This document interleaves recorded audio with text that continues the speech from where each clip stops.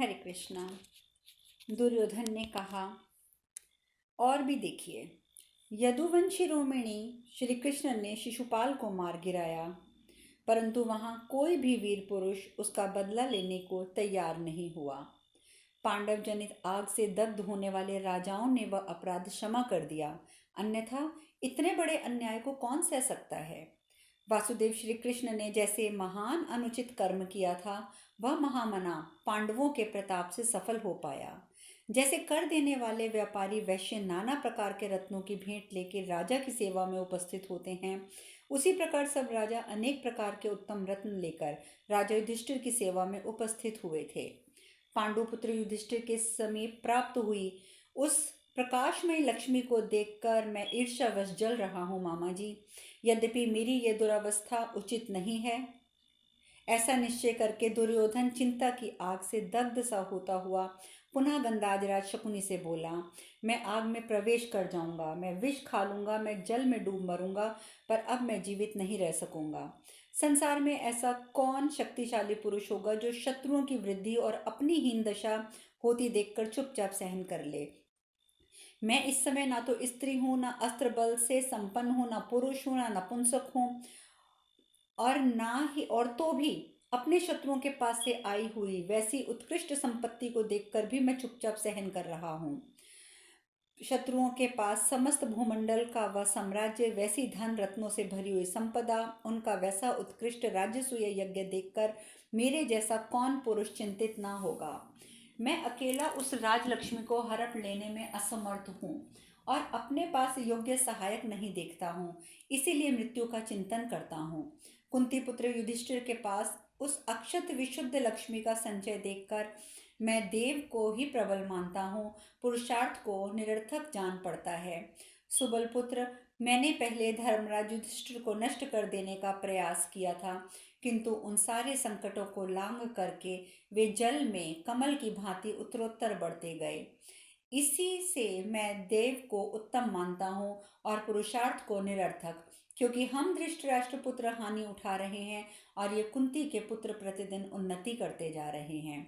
मैं उस राजलक्ष्मी को, उस दिव्य सभा को तथा राक्षसों द्वारा किए गए अपने उपहास को या देख कर निरंतर संतप्त हो रहा हूँ, मानो आग में जलता हूँ। मामा जी, अब मुझे मरने के लिए आज्ञा दे दीजिए, क्योंकि मैं बहुत दुखी हूँ और मैं ईर्ष्या की आग में तो वैसे भी जल रहा हूँ।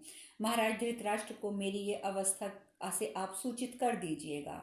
इस प्रकार दूत पर्व में दुर्योधन संताप विषयक 47वां अध्याय पूर्ण हुआ। शकुनी बोला, दुर्योधन, तुम्हें युधिष्ठिर के प्रति ईर्ष्या नहीं करनी चाहिए, क्योंकि पांडव सदा अपने भाग्य का ही उपभोग करते आ रहे हैं। तुमने उन्हें वश में लाने के लिए अनेक प्रकार के उपायों का अवलंबन किया, परंतु उनके द्वारा तुम उन्हें अपने अधीन ना कर सके। शत्रुओं का दमन करने वाले महाराज, तुमने बार बार पांडवों पर कुचक्र चलाए, परंतु वे नरश्रेष्ठ अपने भाग्य से उन सभी संकटों से छुटकारा पाते गए। उन पांचों ने पत्नी के रूप में द्रौपदी को और पुत्रों सहित राजा द्रुपद एवं संपूर्ण पृथ्वी की प्राप्ति के कारण महापराक्रमी वसुदेव नंदन श्री कृष्ण को सहायक रूप में प्राप्त कर लिया है। श्री कृष्ण को सब देवता, असुर, मनुष्य मिलकर भी नहीं जीत सकते हैं। उन्हीं के तेज से राजा युधिष्ठिर की उन्नति हुई है, इसके लिए शोक करने की क्या बात है। पृथ्वीपते, पांडवों ने अपने उद्देश्य से विचलित न होकर निरंतर प्रयत्न करके साम्राज्य में अपना पैतृक अंश प्राप्त किया है, और वह पैतृक संपत्ति आज उन्हीं के तेज से बहुत बढ़ गई है, अतः उसके लिए चिंता करने की कोई आवश्यकता नहीं है। अर्जुन ने अग्निदेव को संतुष्ट करके गांडीव धनुष, अक्षय तर्कस तथा कितने ही दिव्य अस्त्र प्राप्त किए हैं। उस श्रेष्ठ धनुष के द्वारा तथा अपनी भुजाओं के बल से उन्होंने समस्त राजाओं को वश में किया है, अतः इसके लिए शोक की क्या आवश्यकता है। सव्यसाची परम तप अर्जुन ने मय दानव को आग में जलने से बचाया और उसी के द्वारा उस दिव्य सभा का निर्माण कराया। उस मय के ही कहने से किंकर नामधारी भयंकर राक्षसगण उस सभा को एक स्थान से दूसरे स्थान पर ले जाते हैं, अतः इसके लिए भी शोक संताप क्यों किया जाए। भरत, तुमने जो अपने को असहाय बताया है वह मिथ्या है, क्योंकि तुम्हारे ये सब भाई तुम्हारी आज्ञा के अधीन हैं। महान धनुर्धर और पराक्रमी द्रोणाचार्य अपने पुत्र अश्वत्थामा के साथ तुम्हारी सहायता के लिए उद्यत हैं।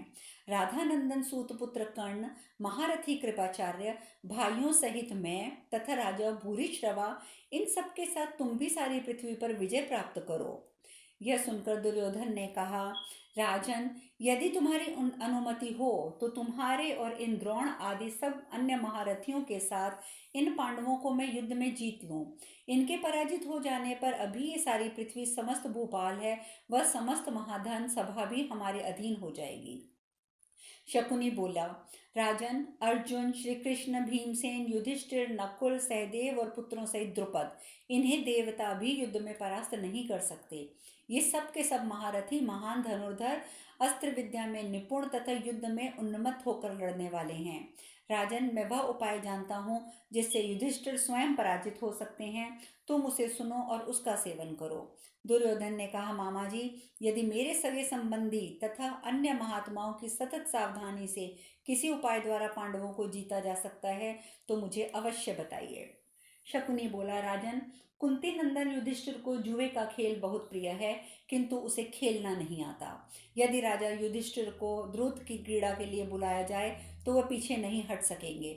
मैं जुआ खेलने में निपुण हूँ। इस कला में मेरी समानता करने वाला पृथ्वी पर कोई दूसरा नहीं है। केवल यही नहीं, तीनों लोकों में मेरे जैसा द्रुत विद्या का जानकार भी कोई नहीं है। अतः कुरुनंदन, तुम द्रुत क्रीड़ा के लिए युधिष्ठिर को बुलाओ।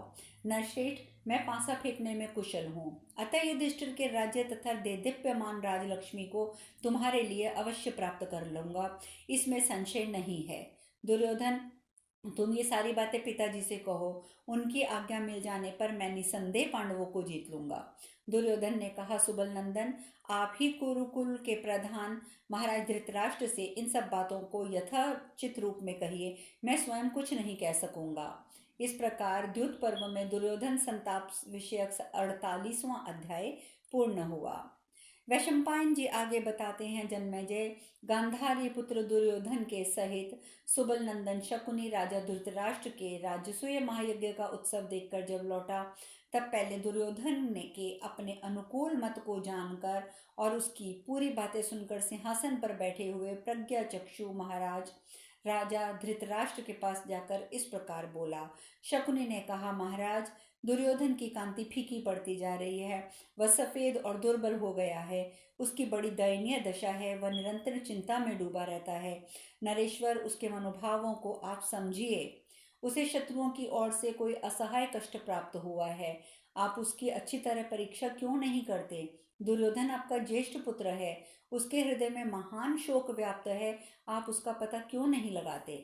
धृतराष्ट्र दुर्योधन के पास गए और बोले, बेटा दुर्योधन, तुम्हारे दुख का कारण क्या है? सुना है कि तुम बड़े कष्ट में हो। कुरुनंदन, यदि मेरे सुनने योग्य हो तो वह बात मुझे अवश्य बताओ।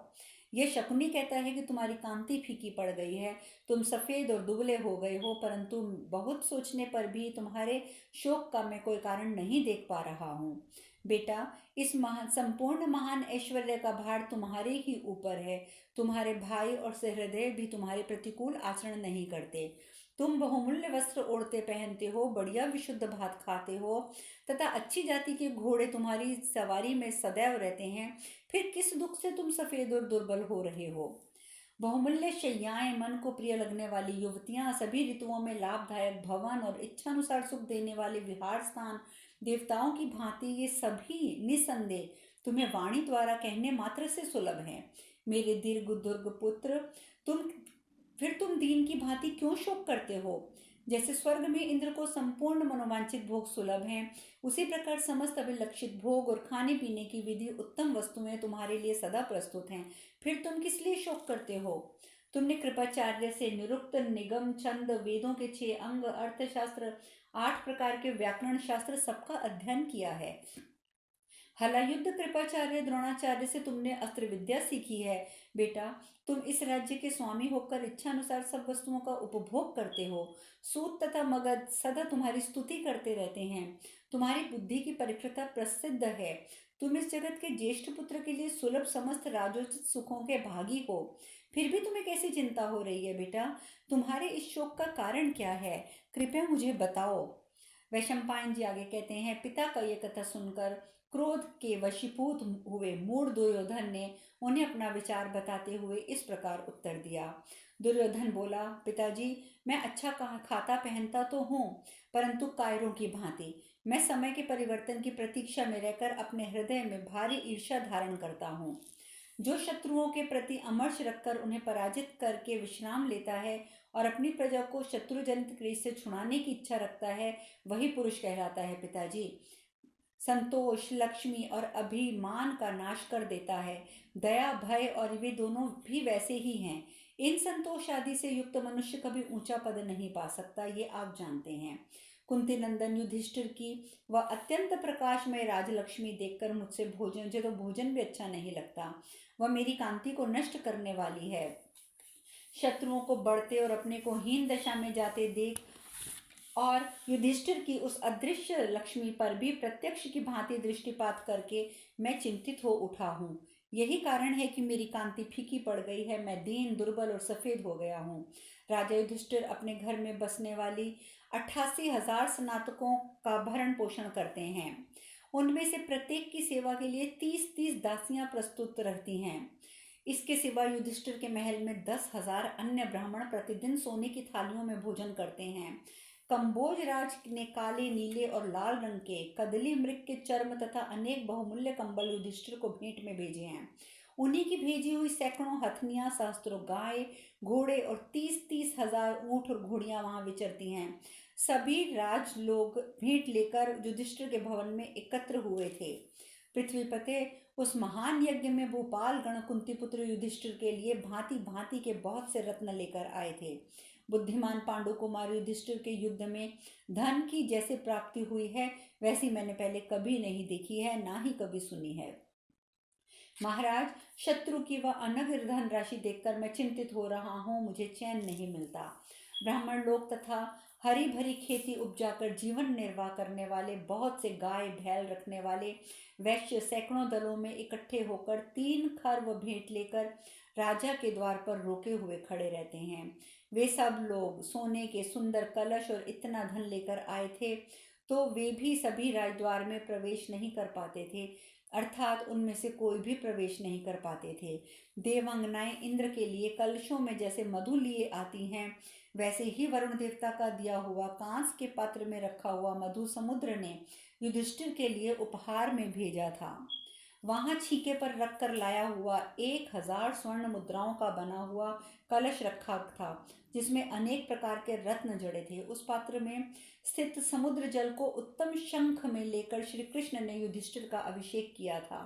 तात, ये सब कुछ देखकर मुझे ज्वर सा आ गया है। भरत श्रेष्ठ, वैसे ही सुवर्ण कलशों को लेकर पांडव लोग जल लाने के लिए पूर्व दक्षिण पश्चिम समुद्र तक तो जाया करते थे, किंतु सुना जाता है कि उत्तर समुद्र के समीप जहाँ पक्षियों की सेवा कोई मनुष्य नहीं जा सकता, वहां भी जाकर अर्जुन अपार धन कर के रूप में वसूल लेकर आया है। युधिष्ठिर के राजसूय में एक अद्भुत बात और भी हुई, वह भी मैं बताता हूँ, सुनिए। जब 1,00,000 ब्राह्मणों को रसोई परोस दी जाती, तब उसके लिए एक संकेत नियत किया जाता था। प्रतिदिन 1,00,000 की संख्या पूरी होते ही बड़े जोर से शंख बजाया जाता था। भारत, ऐसा शंख वहां बार बार बजता था और मैं निरंतर उस शंख ध्वनि को सुनता था। इससे मेरे शरीर में रोमांच हो जाता था। महाराज, वहां यज्ञ देखने के लिए आए हुए बहुत से राजयोद्धाओं से भरी हुई यज्ञ मंडप में बैठक ताराओं से व्याप्त हुई निर्मल आकाश की भांति शोभा पाती थी। जनेश्वर, बुद्धिमान पांडुनंदन युधिष्ठिर उस यज्ञ में भूपालगण सब रत्नों की भेंट लेकर वहां आते थे। राजा लोग वैश्यों की भांति ब्राह्मणों को भोजन परोसते थे। राजा युधिष्ठिर के पास जो लक्ष्मी है, वह देवराज इंद्र, यम, वरुण और यक्षराज कुबेर के पास भी नहीं होगी। पांडुपुत्र युधिष्ठिर की उस उत्कृष्ट लक्ष्मी को देखकर मेरे हृदय में जलन पैदा हो गई है, अतः मुझे क्षण भर भी शांति नहीं मिलती है। पांडवों का ऐश्वर्य यदि मुझे नहीं प्राप्त हुआ तो मेरे मन को शांति नहीं मिलेगी। या तो मैं बाणों द्वारा रणभूमि में उपस्थित होकर शत्रुओं की संपत्ति पर अधिकार प्राप्त करूंगा, या शत्रुओं द्वारा मारा जाकर संग्राम में सदा के लिए सो जाऊंगा। परंतु ऐसी स्थिति में मेरे जीवन में से क्या लाभ? पांडव दिनों दिन बढ़ रहे हैं और हमारी उन्नति जैसे रुक गई है। शकुनी ने दुर्योधन से पुनः कहा, सत्य पराक्रमी दुर्योधन, तुमने पांडुपुत्र युधिष्ठिर के यहाँ जो अनुपम लक्ष्मी देखी है, उसकी प्राप्ति का उपाय मुझसे सुनो। भरत, मैं इस भूमंडल में द्युत विषय विद्या का विशेष जानकार हूँ। धूत क्रीड़ा का मर्म जानता हूँ, दाव लगाने का भी मुझे ज्ञान है और पासे फेंकने की कला में मैं विशेषज्ञ हूँ। कुंती नंदन युधिष्ठिर को जुआ खेलना तो प्रिय है, परंतु मैंने बताया कि उसे खेलना नहीं आता। द्यूत और युद्ध किसी भी उद्देश्य से यदि उन्हें बुलाया जाए तो वे अवश्य पधारेंगे। प्रभो, मैं छल करके युधिष्ठिर को निश्चय ही जीत लूंगा, उनकी सब दिव्य समृद्धि को यहाँ ले आऊंगा, अतः तुम उन्हें बुलाओ। वैशंपायन जी कहते हैं, जन्मेजय, शकुनी के ऐसा कहने पर राजा दुर्योधन ने तुरंत ही धृतराष्ट्र से इस प्रकार कहा, राजन, ये अक्ष विद्या का मर्म जानने वाले हैं और जुए के द्वारा पांडुपुत्र युधिष्ठिर की राजलक्ष्मी का अपहरण कर लेने का उत्साह रखते हैं, अतः इसके लिए इन्हें आज्ञा दे दीजिए। धृतराष्ट्र बोले, महाबुद्धिमान विदुर मेरे मंत्री हैं, जिनके आदेश के अनुसार मैं चलता हूँ। उनसे मिलकर विचार करने के पश्चात मैं ये समझ सकूंगा कि इस कार्य के संबंध में क्या किया जा सकता है। विदुर दूरदर्शी हैं, वे धर्म को के सामने रखकर दोनों पक्षों के लिए जो उचित होता है और जो परम हित की बात होती है, उसी को सोचकर उसी के अनुकूल ही कार्य करने का निश्चय बताते हैं। यह सुनकर दुर्योधन ने कहा, विदुर जी जब आपसे मिलेंगे तब अवश्य ही आपको इस कार्य से निवृत्त कर देंगे। राजेंद्र, यदि आपने इस कार्य से मुंह मोड़ लिया तो मैं निसंदेह अपने प्राण त्याग दूंगा। राजन, मेरी मृत्यु हो जाने पर आप विदुर के साथ जाइएगा, सुख से रहिएगा और सारी पृथ्वी का राज्य भोगिएगा। मेरे जीवित रहने का फिर प्रयोजन ही क्या रह जाएगा। वैशंपायन जी कहते हैं, जन्मेजय, अपने पुत्र का ये प्रेम पूर्ण आर्त वचन सुनकर राजा धृतराष्ट्र दुर्योधन के मत में आ गए और सेवकों से इस प्रकार बोले, बहुत से शिल्पी लगाकर एक परम सुंदर दर्शनीय और विशाल सभा भवन का निर्माण करें। उसमें 100 दरवाजे हों और 1000 खंबे लगे हों। फिर सब देशों से बड़े बुलाकर उस सभा भवन में खंभों और दीवारों में रत्न जड़वा दिए जाएं। इस प्रकार यह सुंदर और सुसज्जित राजभवन जब सुखपूर्वक प्रवेश के योग्य हो जाए